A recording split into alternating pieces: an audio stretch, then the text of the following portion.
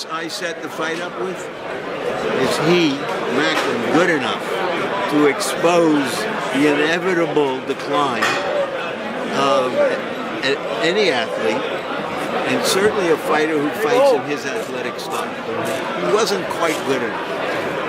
Maybe, I don't know who is, but he was good enough to make a fight out of it. What are your thoughts of him wanting to fight Chavez Jr.? I find it, look, we all know what that's about. He wants the biggest money fight he can make, although I'm not sure he realizes that to get that fight, he probably wouldn't make any more money than he's making now to get the fight. Right. That's one. And the second thing is, I find it interesting that he's unwilling to move up and fight at the top 168 pounders, the super middleweights. Right. But he's willing to fight Chavez, who's bigger than the super middleweights. When you take a look at him. When he comes into the ring, right. But we all understand it's about business as well as fighting, and he wants to make as much money and get as much exposure. All fighters want that. But who do you think's next for him? I have no idea. I hope it would be the winner of Mayweather Cotto. No, that's not going to happen. We already know where they're going. They want to fight Canelo Alvarez. We know that. Assuming if Alvarez beats Mo. Right. I don't know. Maybe it's Andy Lee. Andy Lee's a pretty good fighter and a better puncher than him. So. He's got a promoter who's marketing him and promoting him and making an argument for him, but that doesn't convince the other guys. You know, before Mayweather, he'd be lucky to get 10% of the purse. Right. And at what weight would that be?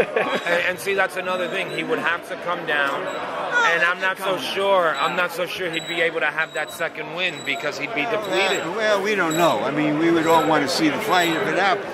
Right. But I don't know that that's on Mayweather's short list of opponents. A really good fight. You know, a guy celebrated as one of the best fighters in the world, middleweight champion. He's in trouble. He's even or a little behind as the fight goes into the last third. And he pulls it out and knocks the guy out. Hey, that's drama. All credit to him. He didn't look great for 8 rounds, but he found a way to close the show, to hit a home run in the 9th inning and win the ball game. Now, because he's not getting the big fights that he wants, Chavez, Mayweather, Pacquiao, what do you think he should do?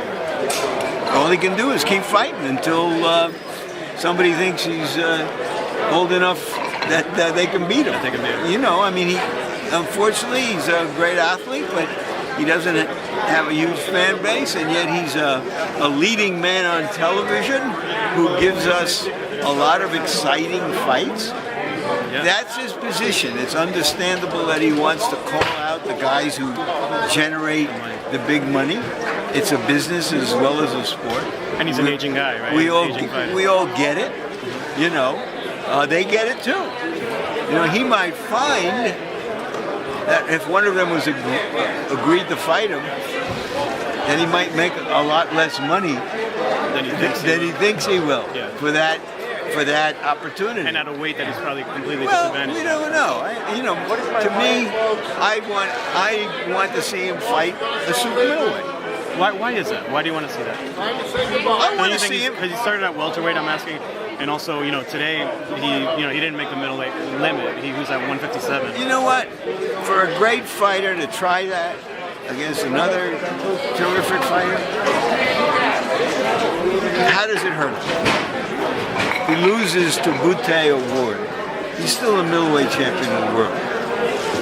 He might make a big payday for fighting Butte, who is a big attraction.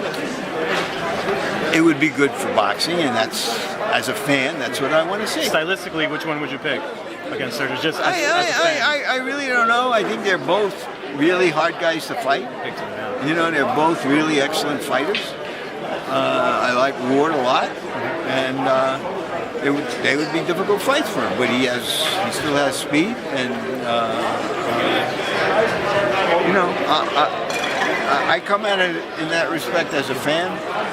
I just want to see the best fights. And as a critic, do you think that he's slowing down? The last couple fights, the last two fights, I it seemed said like he struggled a bit. before this fight started, as it opened, that the question in my mind was whether Macklin was good enough to expose a 37-year-old athlete who inevitably declines.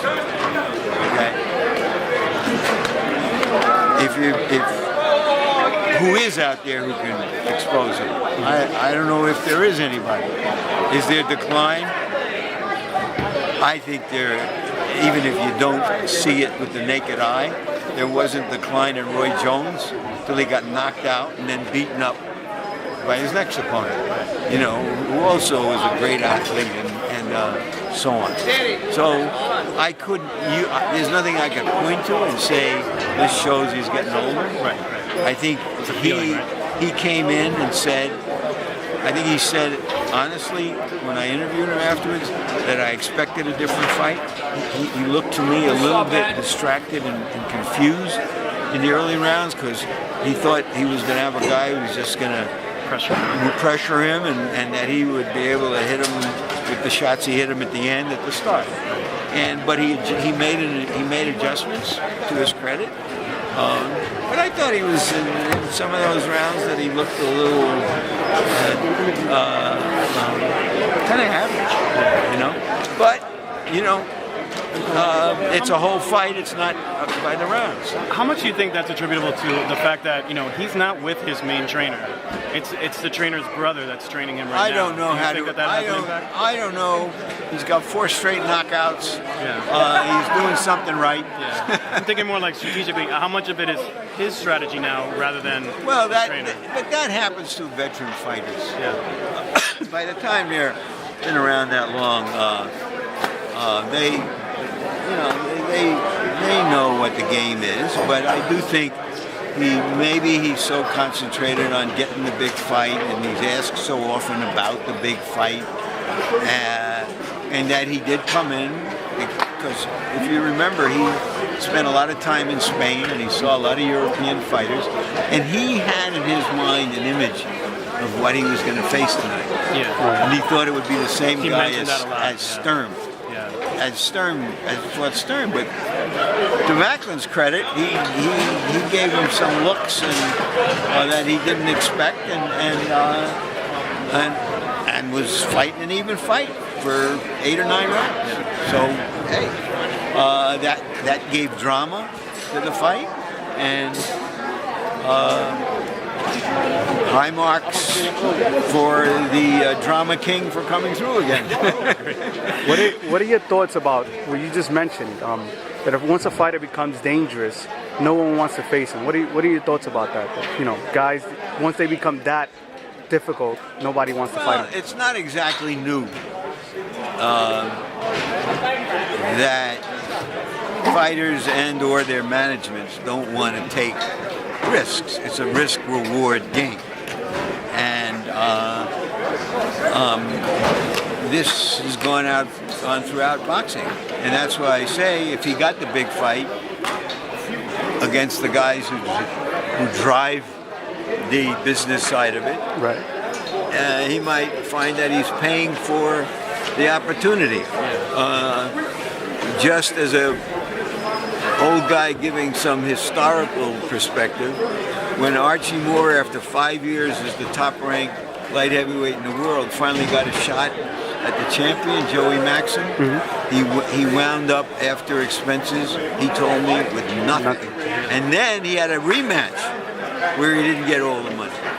So this is not a new thing in boxing. Boxing is its own world, and you can't get Sturm out of Germany, and you can't get another guy out of somewhere else because they're making money there. Yeah. And we all know this. And that said, Martinez is doing pretty well, right? Last question. He's making some pretty good. Do you think the gap has gotten wider though? I mean, today it seems like it's more noticeable than ever. Maybe, I think that may have to do with the devaluation of championships because you can't have a fight that somebody isn't declared a champion or two guys when they go into a fight, so people can't say they're coming out to see a champion because everybody's a champion. Right. And once upon a time, there were only a few divisions that mattered in America and the champions, so that people maybe were a little bit more curious about seeing the champion. But I truthfully don't know how to measure that. I do think that I once went to Madison Square Garden to see an elimination fight for a match with Bob Foster, the light heavyweight champion.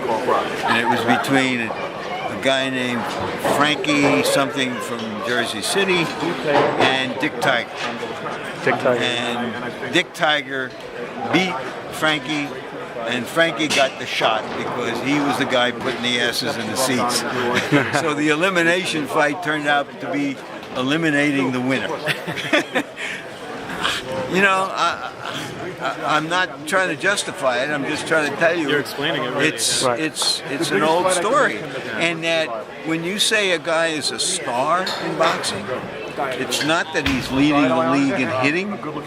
It's that he's putting asses in seats, whether it's on television or live. I mean, Canelo's already a star, right? Yeah. He's a star. Definitely. Now, is he that good? We'll find out. But right now, he's a star.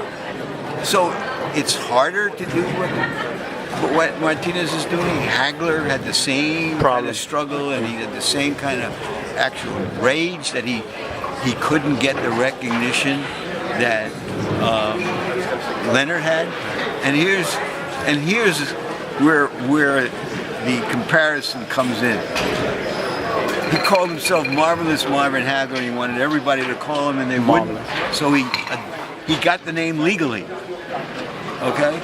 Expecting that we'd have to call him that. Of course we didn't. What does Martinez call himself? Maravilla. Maravilla. Good luck.